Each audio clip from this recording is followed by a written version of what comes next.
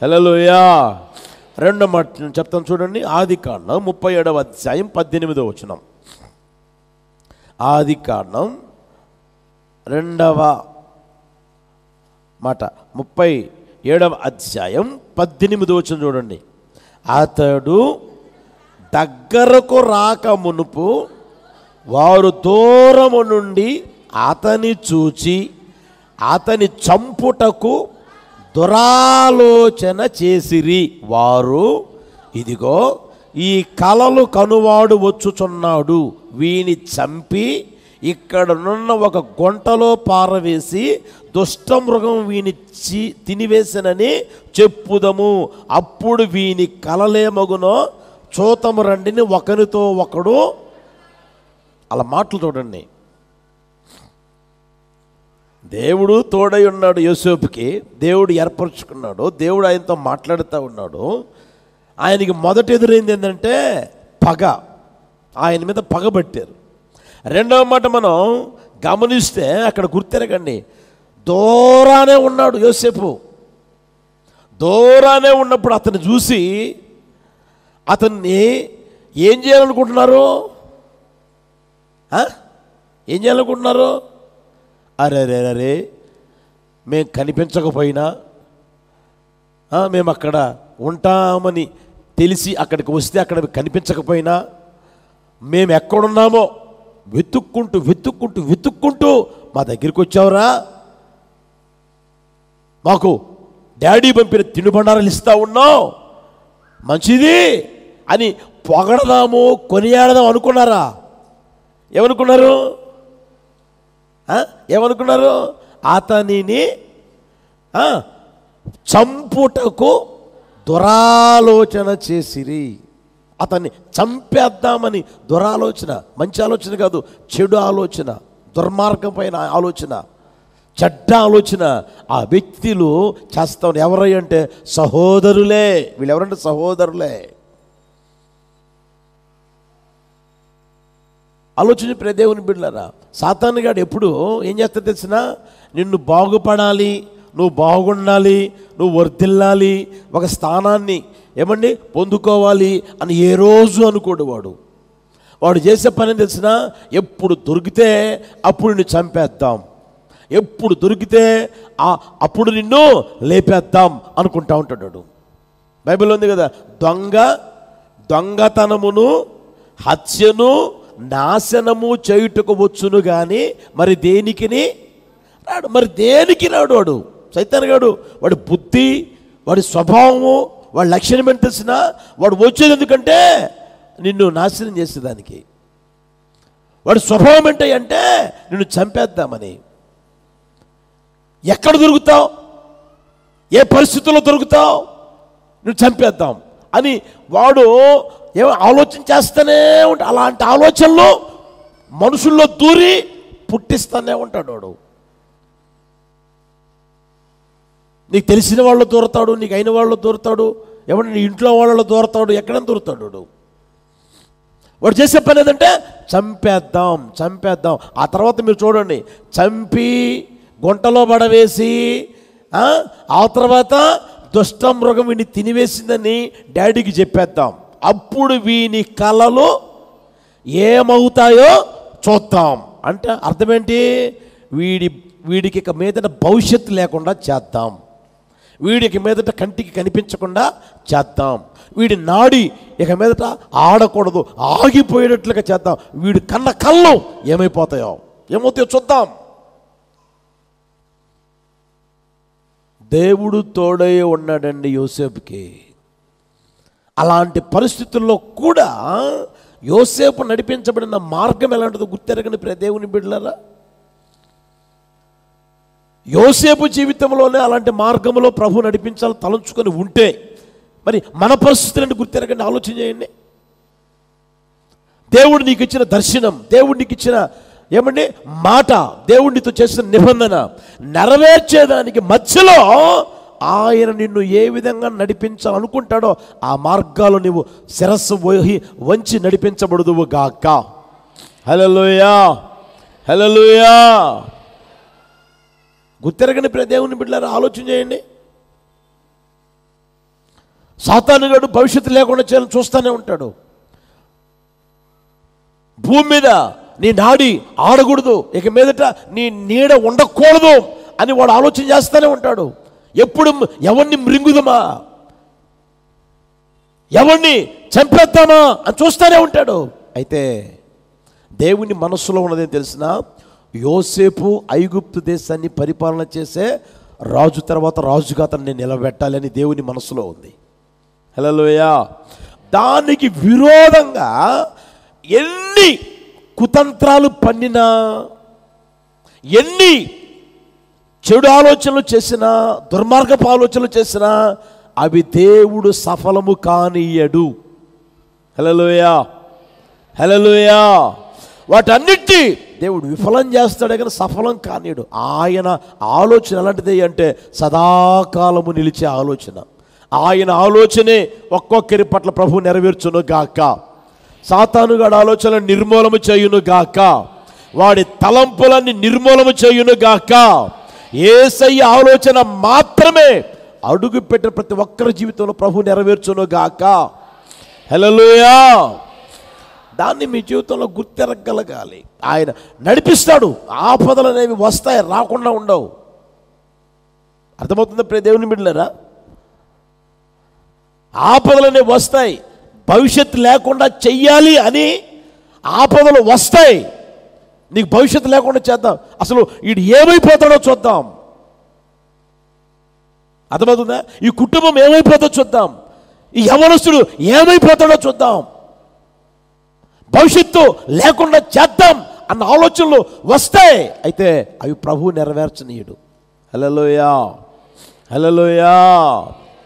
బైబిల్లో మనం ఆలోచన చేస్తే సౌలు దావీదుని ఎన్ని విధాలుగా, ఎన్నిసార్లు చంపాలని ప్రయత్నం చేశాడు. ఆలోచన చేయండి. దేవుడు అతన్ని విడిచిపోయి దురాత్మ బట్టి పీడించబడతా ఉన్నాడు. ఎవరు? సౌలు. దురాత్మ బట్టి పీడించబడతా ఉంటే అక్కడ వాళ్ళు చెప్పారు, అయ్యా ఒకరిని తీసుకొస్తానయ్యా, చమత్కారంగా వాయిస్తాడయ్యా, అతగాడు వాయించినప్పుడు దురాత్మ వదిలిపోతుందయ్యా అని చెప్తే సరే తీసుకురాపో అన్నాడు. ఇతగాడికి దురాత్మ పట్టినప్పుడంతా సితారా వాయించేది ఎవరు చెప్పండి? దావీదు కదా. అతను ఇతనికి మేలు చేశాడా, కీడు చేశాడా? మేలు చేశాడు కదా. అయితే ఇతని మనసులో ఏముంది? ఈట విసిరాడంట, చంపేద్దాం, గోడకు అలాగే గుచ్చుకుపోతాడు, అలాగే దిగబడిపోతుంది, ఆ బాణం దిగబడిపోతుంది అని ఏమండి ఎన్నిసార్లు ప్రయత్నం చేసి ఆలోచన చేయండి. తానే ఎన్నో ప్రయత్నాలు చేశాడు. ఎంతమందికో చెప్పాడు, రే దావీదు కనపడితే చెప్పండి నేను వస్తా, దావీదుని పట్టుకోండి, నాకు అప్పగించండి, మీకు బహుమానాలు కూడా ఇస్తా, వాళ్ళు లేపేయాలి, వాడు ఉండకూడదు అని ఎన్ని శత ప్రయత్నాలు చేశాడో చూడండి ప్రియ దేవుని బిడ్డలారా. అంత మాత్రమే కాదు, ఇంకోసారి జరిగింది తెలిసిన, తన కుమార్తెను ఇచ్చి వివాహం చేసి కుమార్తెను అడ్డం పెట్టుకొని దావీదును చంపాలని చూశాడు. ఎవరైనా చేస్తారా? కుమార్తెని ఇచ్చి పెళ్లి చేసి వివాహం చేసి అల్లుండి చంపేద్దాం అని అనుకుంటారు ఎవరైనా? ఈ రోజుల్లో ఉన్నారు అనుకోండి, ఎక్కువ శాతం ఉంటారా? ఉండరు కదండి. సౌలుకు దుర్మార్గమైన ఆలోచన చూడండి. కూతురు జీవితం ఏమైపోయినా పర్లే, కూతురు జీవితం నాశనమైపోయినా పర్లే, కూతురు జీవితం పాడు దెబ్బగా మార్చబడినా పర్వాలే, దావీదుని మాత్రం నేను చంపాలి, దావీదు మాత్రం నా కంటికి కనిపించకూడదు, వాడికి భవిష్యత్తు అనేది ఉండకూడదు, వాడు నీడ భూమి మీద ఉండకూడదన్న ఒకే ఆలోచన అండి, ఒకే తలంపండి. ఏం చేద్దాం ఎట్లా చంపుదాం. తను ప్రయత్నం చేశాడు, కుమార్తెను ద్వారా ప్రయత్నం చేశాడు, కుదరలా. ఆ తర్వాత ఫిలిస్తీయుల చేతిలో కూడా పడి వీడు చస్తాడులే అనుకుని ఆ ప్రయత్నం కూడా చేశాడండి. చూడండి ప్రియ దేవుని బిడ్డలారా, దావీదుని గురించి దేవుని ఉద్దేశం, దేవుని సంకల్పం ఏంటి? ఇతగాని నేను రాజుని చేయాలి, ఇతగాని రాజుని చేయాలి. ఆ మధ్యలో ప్రభువు నడిపించే మార్గాలను గుర్తెరగలగాలి. ప్రియ దేవుని బిడ్డలారా, దావీదును చంపాలని ఎన్నో ప్రయత్నాలు చేశాడు, ఎన్నోసార్లు ఎన్నో విధాలుగా ప్రయత్నించిన పన్నాగాలు పనిన వాటన్నిటిని ప్రభు నిర్మూలన చేశాడు. హల్లెలూయా, హల్లెలూయా. ఆపదలు వస్తాయి, రావు అని బైబిల్లో లేదు. ఉందా? ప్రభువుని నమ్ముకున్న వారికి ఆపదలు రావు అంటే ఆడు దుర్మార్గపు బోధకుడై ఉండాలి. అలాంటి బోధ చేసేవాళ్ళు దుర్మార్గులై ఉండాలి. ప్రభువుని నమ్ముకుంటే ఏమండి అంతా మేలే కలుగుద్ది అని అంటే ఆ వ్యక్తి నిజమైన సేవ చేసే సేవకుడు కాదు. బైబిల్లో అలా ఎక్కడ రాసి లేదు. గుర్తెరగని ప్రియ దేవుని బిడ్డలారా, దేవుడు యోసేపుకు తోడై ఉన్నాడు. ఉన్నప్పుడు ఆయన మీద పగబట్టారు. తోడై ఉన్నప్పుడు ఆయన్ని నడిపించిన మార్గం ఏంటంటే ఆయనకి భవిష్యత్తు లేకుండా చేద్దామని చూశారు. మనం ఆరాధన చేస్తున్న నజరేయుడైన యేసయ్య సశరీరుడుగా కృపాసత్య సంపన్నుడుగా ఈ లోకంలో సంచరిస్తూ ఉన్న ఆ రోజుల్లో మనం ఆలోచన చేయగలిగితే ఏమంటే హేరోదు రాజు చూడండి, 2 సంవత్సరాల పిల్లలందరినీ చంపేసేయండి అని ఆజ్ఞాపించాడు కూడా. 2 సంవత్సరాలే మగపిల్లలందరూ చంపేసేయండి అన్నాడు తెలుసుకొని. అయితే అది జరిగిందే? దేవుడు జరగనిచ్చాడా? జరగనివ్వడు. హల్లెలూయా, హల్లెలూయా. కారణం యేసయ్యని ఈ లోకానికి పంపిన ఉద్దేశం ఒకటి ఉంది. ఆయన పెరగాలి, పెద్దవాడు కావాలి, ఆయన ద్వారా అనేకులు ఆశీర్వాదం పొందాలి, దీవెన పొందాలి, ఆయన్ని తెలుసుకోవాలి, ఆయన్ని ఎరగాలి. ఆ తర్వాత ఆయన అవమానపరచబడాలి, ఆ తర్వాత శిలువలో వేలాడాలి, ఆఖరి రక్తబొట్టున ఆయన కార్చాలి. ఆ కార్చబడిన ఆ పరిశుద్ధమైన రక్తము ద్వారా నేను ఒక్కొక్కరికి లోకంలో నాట్యాడుతూ బ్రతుకుతున్న ప్రతి ఒక్కరికి వారిని విడుదల కలుగు చేయాలి. వారి దుష్టకాలం నుంచి వారు నేను విడిపించాలి, వారి పాపాల నుంచి విడిపించాలి అని దేవుని ఆలోచన, దేవుని సంకల్పమే నెరవేర్చబడింది. కానీ సాతానుగాడి ఆలోచన, సాతానుగాడి తలంపు నెరవేర్చబడలేదు. కనుక నీ వ్యక్తిగత జీవితంలో నువ్వు ఏ రోజు అధైర్యపడకూడదు. నేను దేవుని నమ్మాను, దేవుని నమ్మిన తర్వాత ఏంటి, నాకు నా మీద పగబడతా ఉన్నారు, నాకు పగస్తులు ఎక్కువైపోయారే. దేవునిని నమ్మిన తర్వాత నన్ను చంపాలని ఆలోచన చేస్తున్నారు ఏంటి ఇలాంటి మాటలు నాకు వినిపిస్తున్నాయి. నువ్వు ఎప్పుడు బాధపడకూడదు, ఆధైర్యపడకూడదు కూడా. కారణం నీకు దేవుడు చెప్పండి తోడై ఉన్నాడు. హల్లెలూయా, హల్లెలూయా. ఆయన తోడై ఉన్నప్పుడు ఏమండి చంపాలనే ప్రయత్నాలు కూడా చేస్తారు. భవిష్యత్తు లేకుండా చేద్దాం, ఇక మీదట వీడు కన్న కలలు ఏమైపోతాయో చూద్దాం అన్న పరిస్థితులు కూడా సంభవిస్తాయి. అలాంటప్పుడు కూడా ధైర్యం విడవకుండా ముందుకు నడిపించబడుదువుగాక. హల్లెలూయా, హల్లెలూయా. మందిరానికి ఆ సమయం రాబుద్ధి కాదు, ప్రార్థన కూడా చేయబుద్ధి కాదు. నువ్వు మందిరంలోనే కనిపించగలగాలి, ప్రార్థన నీవు చేయగలగాలి.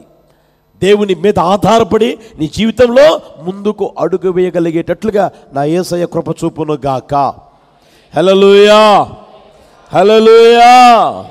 దాన్ని గుర్తెరగలగాలి. దేవుడు తోడయ్యుండి యోసేపు జీవితంలో మనం గమనిస్తే పగస్తులు ఉన్నారు, ఆయనకి పగస్తులు ఉన్నారు. దేవుడు తోడై ఉన్నాడు. ఆయన నడిపించిన మార్గాలలో ఆయనకి భవిష్యత్తు లేకుండా చేయాలని చూసిన వారు కూడా ఉన్నారు, ఉంటారు, ఉండకుండా ఉండరు. 3వ మాట చదువుతాం చూడండి. ఆదికాండం 39:14 చూడండి. ఆదికాండం 39:14. తన ఇంటి మనుష్యులను పిలిచి చూడుడి, అతడు మనలను ఎగతాళి చేయుటకు ఒక హెబ్రీయుని మన యొద్దకు తెచ్చి ఉన్నాడు.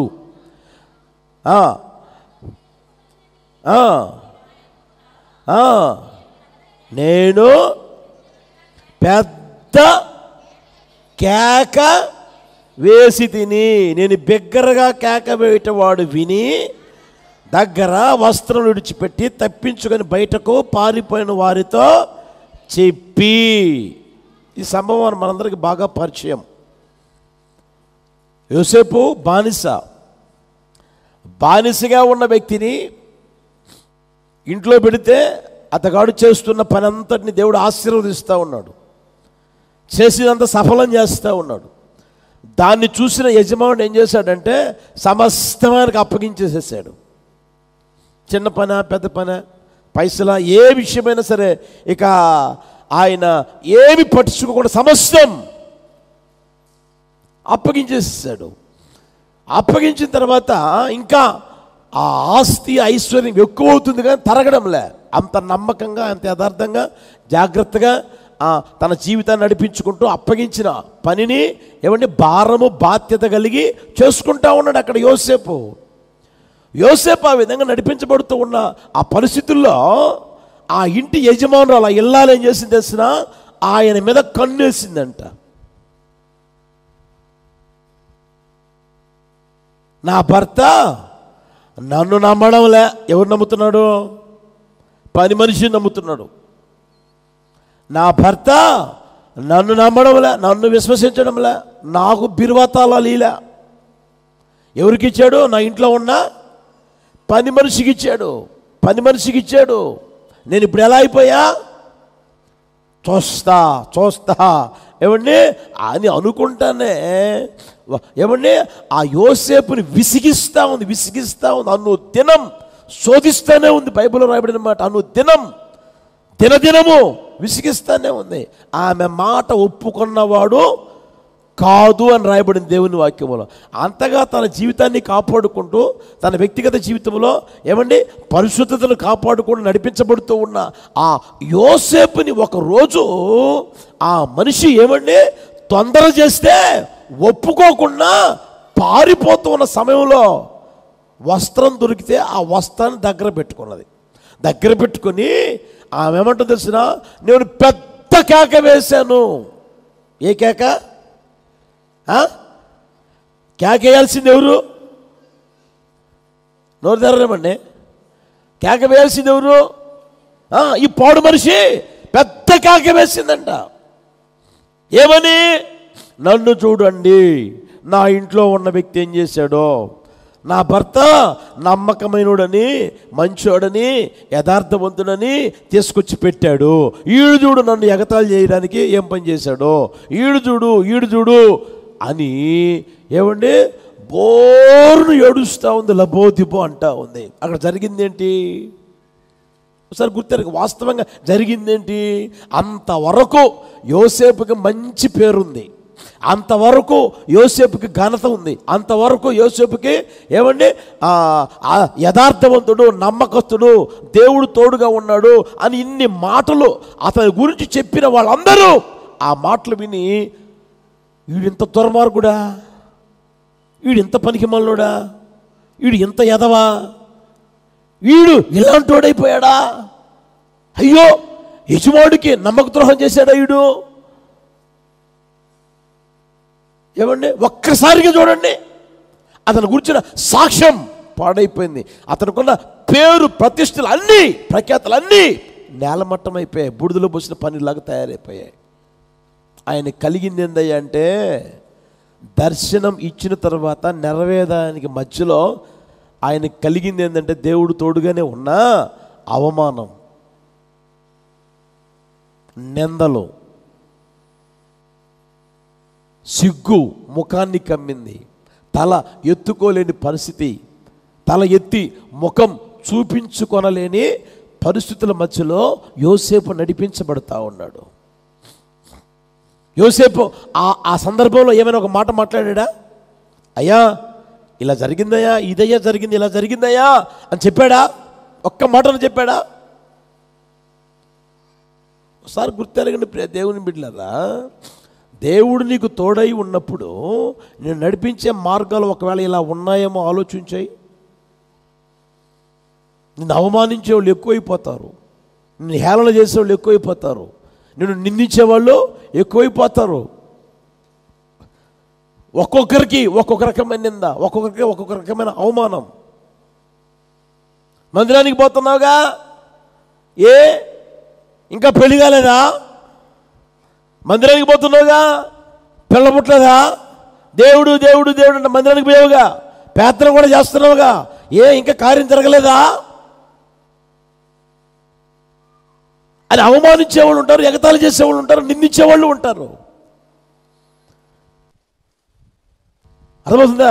అయినా నువ్వేం చేయాలి అంటే మౌనం వహించి, మౌనాన్ని పాటించి ముందుకు అడుగు వేయుదువు గాక.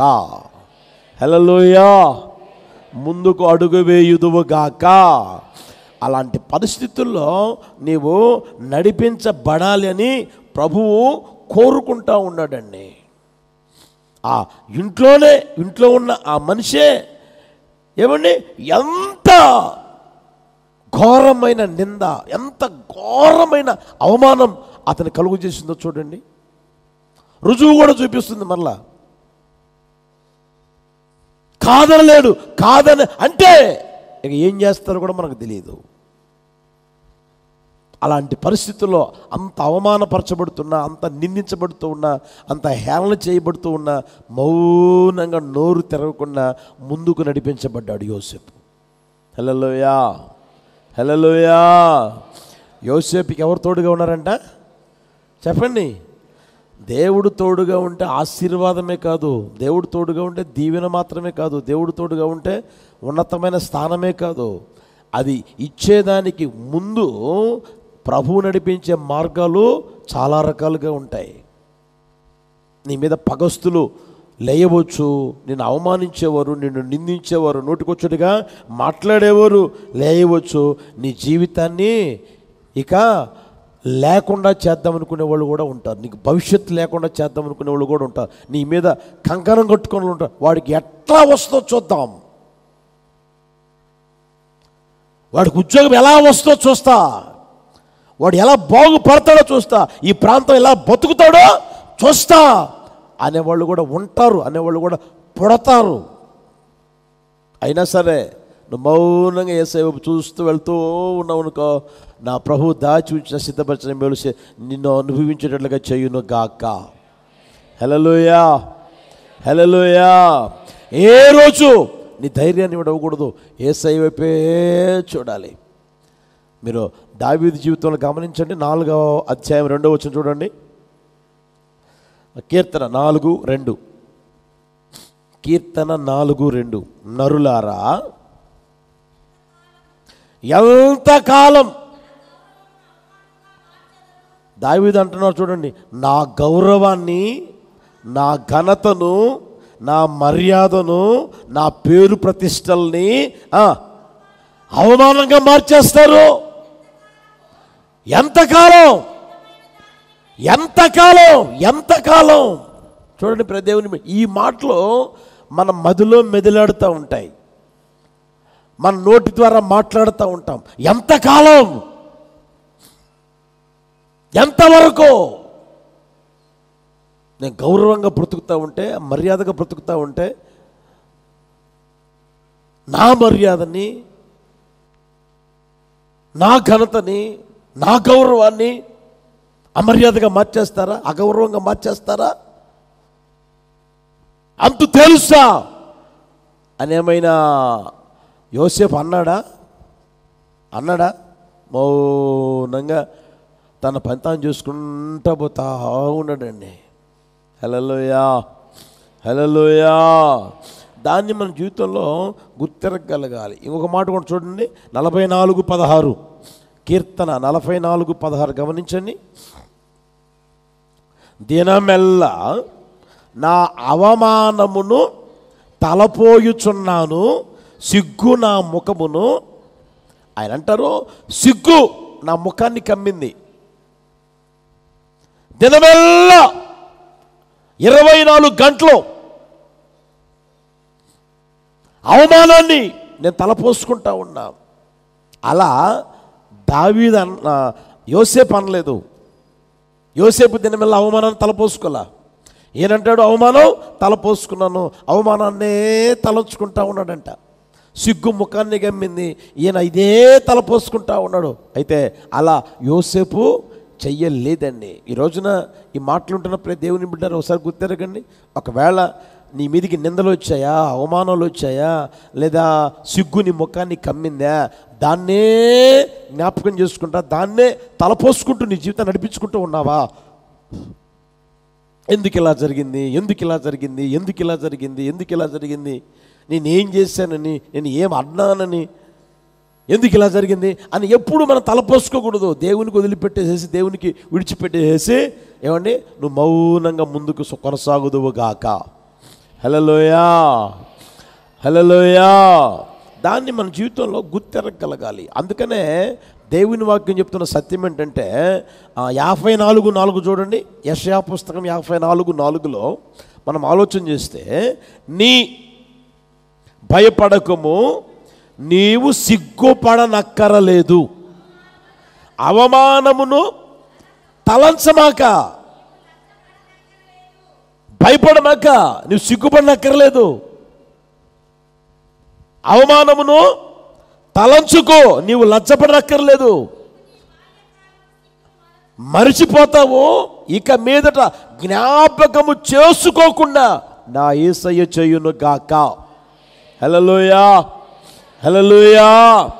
సిగ్గు నా ముఖాన్ని కమ్మింది, నిందలు ఎక్కువైపోతున్నాయి, అవమానాలు ఎక్కువైపోతున్నాయి అని తలంచుకోకుండా, ఏమండి, ఈ మాట తలంచుకోవచ్చుగా, భయపడకము, నీవు సిగ్గుపడనక్కరలేదు, అవమానమును తలంచకము.